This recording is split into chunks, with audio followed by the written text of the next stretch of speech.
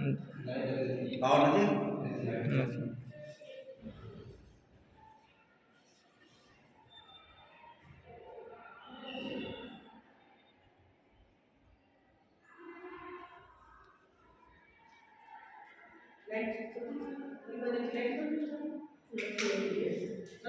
નથી બુજો હાલે.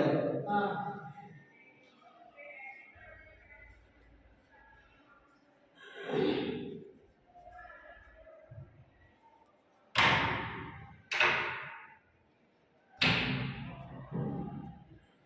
મજામાં ને બધા?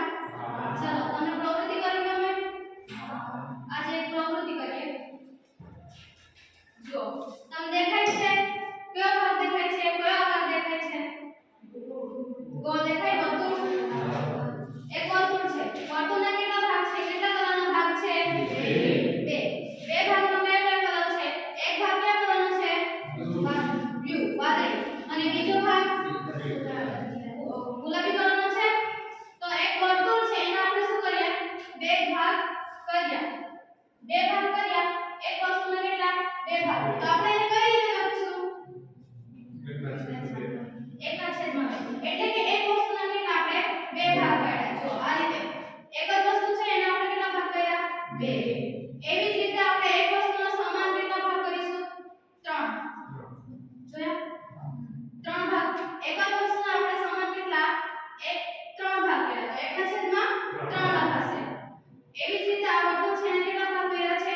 4. એકના છેદમાં 4.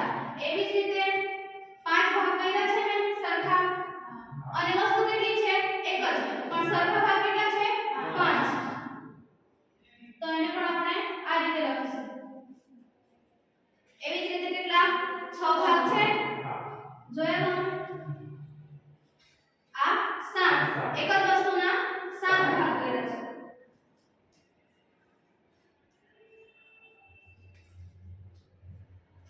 એવી જ રીતે આ શું છે?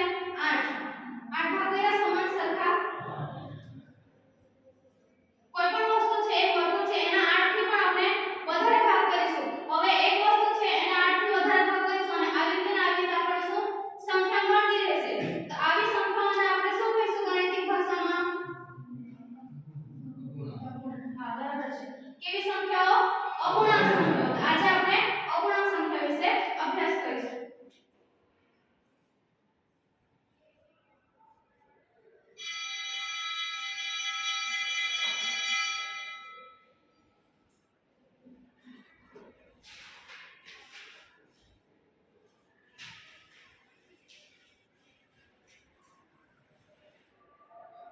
મારી સાથે સાથે તમારી નોટમાં લખતા જવાનું છે.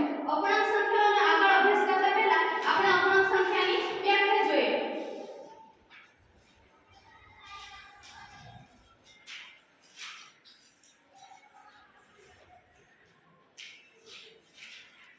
તમને આ બાજુ ન દેખાય, આ બાજુ વિચાર આવે છે. એટલે આ બાજુ આવી કેટલી એવી અપૂર્ણાંક સંખ્યાની વ્યાખ્યા જોઈએ. આપણે પહેલા જ વિષયમાં જોયું કે કોઈ પણ વસ્તુના ભાગ કરતા એના મળતા ભાગને શું કહીશું? અપૂર્ણાંક.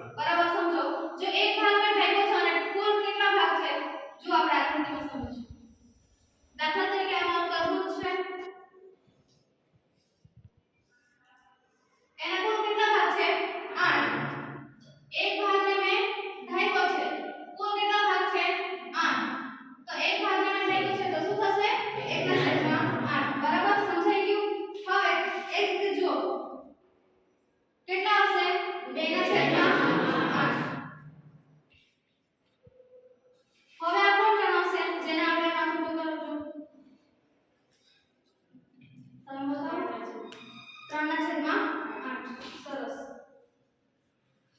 બીજું કોઈ 3 અને હવે 4/8 સરસ હવે પાછું શું થશે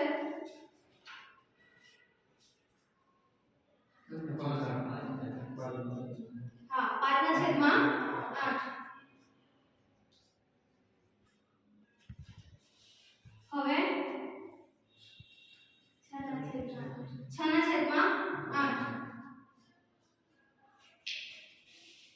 હવે શું આવશે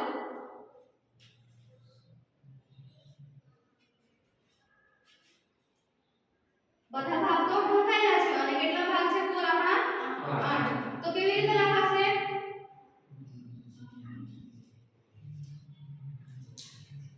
બરાબર છે જેને આપણે હાથ ઊંચો કરીને બોલો હા સરસ 8/8 8/8 જેવા અપૂર્ણાંક હોય તો એનું આપણને મૂલ્ય કેવું મળશે 1 અને આ બધા જે અપૂર્ણાંકના આપણે ઉદાહરણ છે પ્રકૃતિ દ્વારા એ કેવા અપૂર્ણાંકના ઉદાહરણ થશે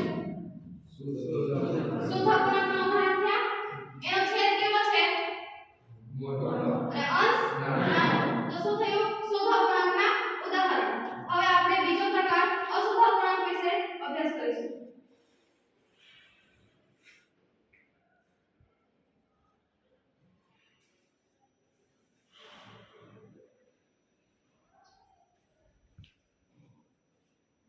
શુદ્ધ અપૂર્ણાંકમાં શું જોયું આપણે છેદ કરતા અંશ નાનો તો અશુદ્ધ અપૂર્ણાંકમાં શું જોશું છેદ કરતા અંશ કેવો હશે મોટો જેને અપૂર્ણાંકના ભાગ કરતા છેદ કરતા અંશ મોટો હોય તેવા અપૂર્ણાંકને આપણે અશુદ્ધ અપૂર્ણાંક કહીએ તો એનું ઉદાહરણ જોઈએ 17/3 તો આ શું છે આપણું અંશ અને આ છેદ તો છેદ કરતા અંશ કેવો છે મોટો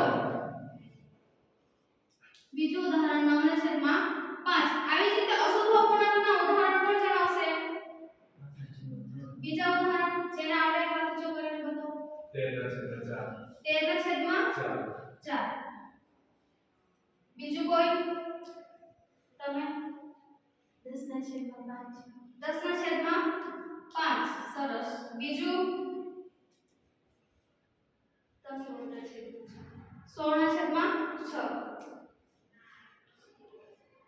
સમજાઈ ગયું કે અશુદ્ધ અપૂર્ણાંક કોને કહેવાય કે છેદ કરતા અંશ કેવો હોય મોટો અને અંશ કરતા છેદ નાનો હોય તો એને આપણે અશુદ્ધ અપૂર્ણાંક કહીએ હવે આપણે મિશ્ર અપૂર્ણાંક વિશે અભ્યાસ કરીએ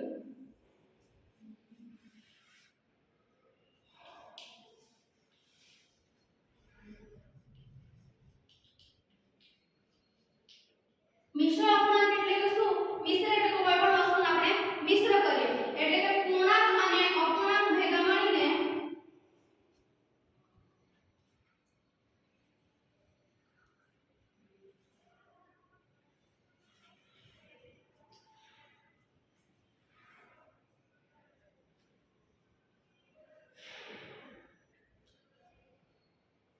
પૂર્ણાંક અને અપૂર્ણાંક સંખ્યા ભેગી મળીને મિશ્ર અપૂર્ણાંક સંખ્યા બનાવશે એના વિશે આપણે ઉદાહરણ જોઈએ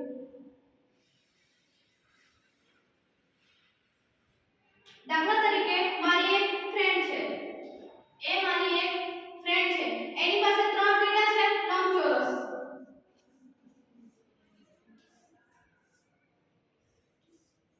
દેખાય છે બધાને 3 શું છે લંબચોરસ હવે એને 3 ને 3 ના સરખા ભાગ કરીને બીજા મિત્રને આપવાનું છે એટલે કે બી ને આપવાનું છે તો કઈ રીતે આપશે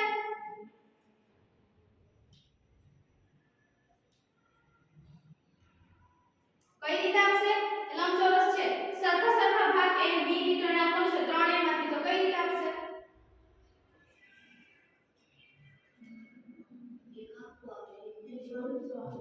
નહીં 3 માંથી સરખા આપવાના છે તો કઈ રીતે આપશે અડધું આપશે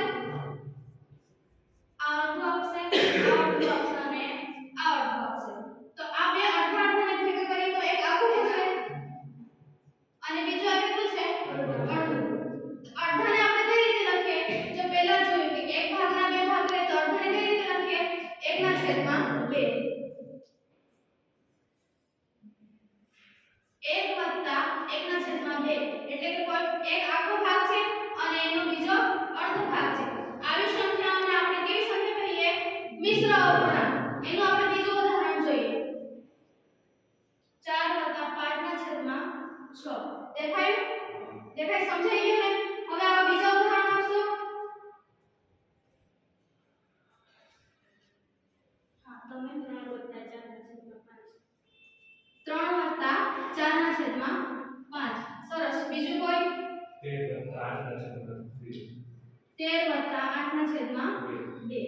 સમજાઈ ગયું કે મિશ્ર અપૂર્ણાંક સંખ્યા કોને કહેવાય?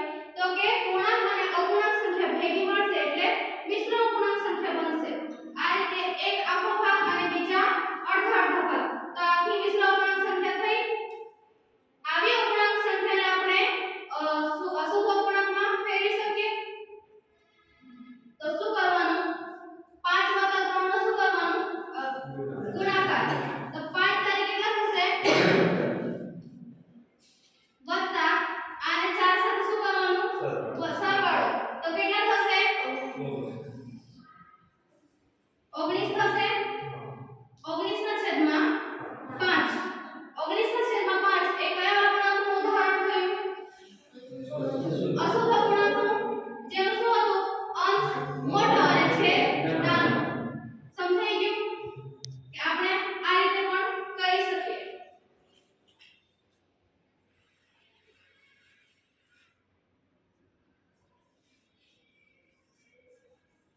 આ પણ જણાવશે.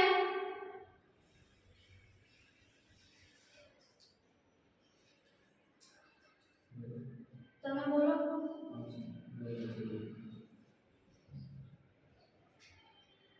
દેખાય છે? આ બાજુ ઉતરી ને એટલે જોઈએ તો ના આવતા રહે. દેખાય છે? હવે આનો જવાબ શું આવશે?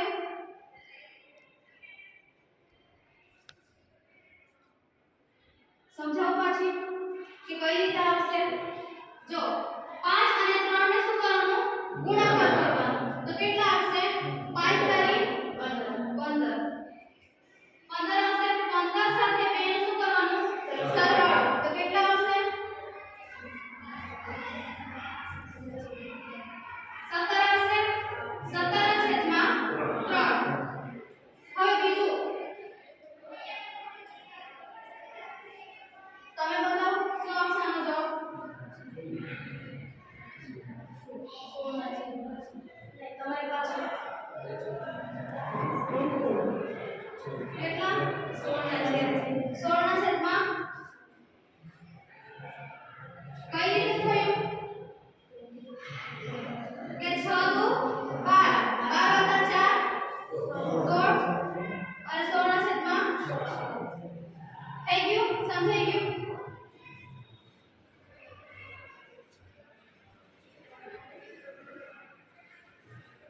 આપણે શુદ્ધ અપૂર્ણાંકની વ્યાખ્યા શું જોઈ હતી? કોણ કહેશે?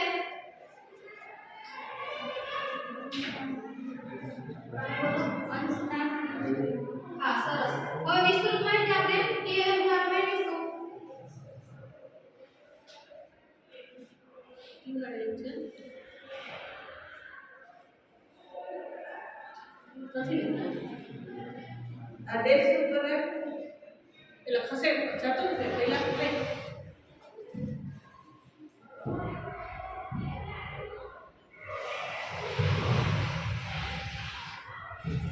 અગાડી દે. બોર્ડ ને અગાડી દો.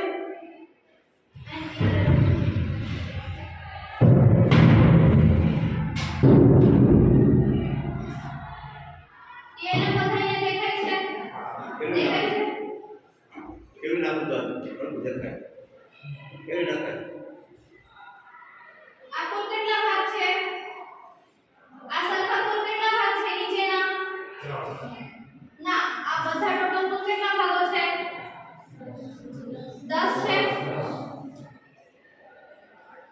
એમાંથી આપણે કાળા રંગના કેટલા દેખાય છે? તો આપણે એને કઈ રીતે લખી શકીએ?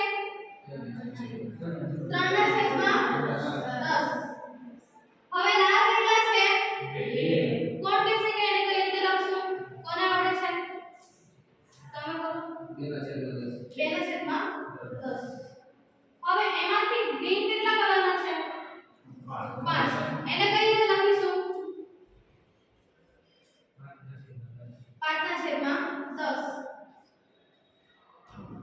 આ બધા આપણે કેવા અશુદ્ધ અપૂર્ણાંક કયા અપૂર્ણાંકનું ઉદાહરણ છે? શુદ્ધ અપૂર્ણાંક. શુદ્ધ અપૂર્ણાંકમાં આપણે શું જોયું હતું કે અંશ કેવો હશે? નાનો, છેદ મોટો. એટલે કે આ બધા શું થયા?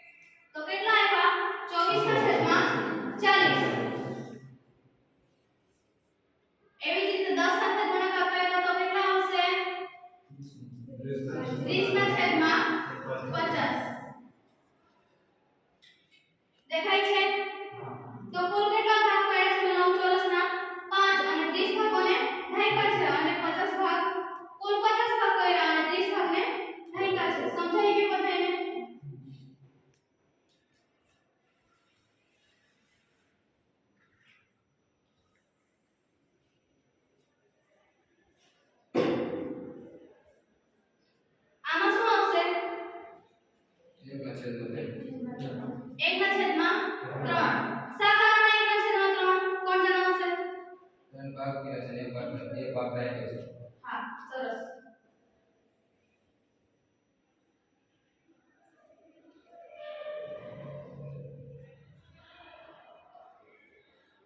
હવે શું આવશે?